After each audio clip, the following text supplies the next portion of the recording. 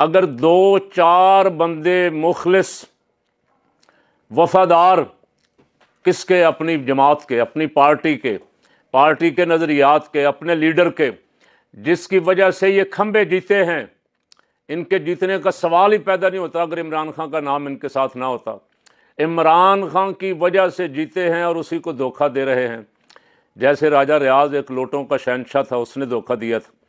ایسے اب کئی راجہ ریاض بننے کی کوشش کر رہے ہیں، کئی نور عالم بننے کی کوشش کر رہے ہیں۔ یہ بھی ان کو پتہ ہے کہ اگر باہر نکلیں گے دوبارہ جانا پڑا عوام میں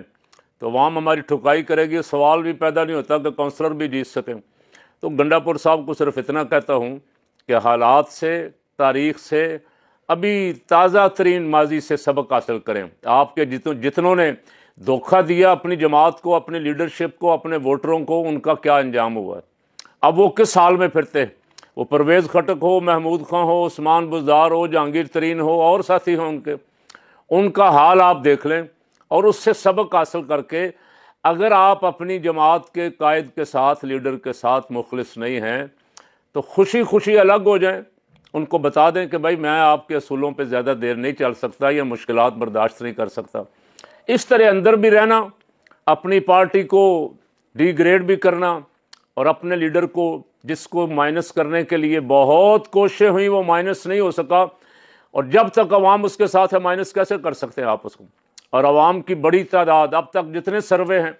وہ کہتے ہیں کہ 80% عوام خان کے ساتھ آج بھی کھڑی ہے۔ آج الیکشن ہو جائے،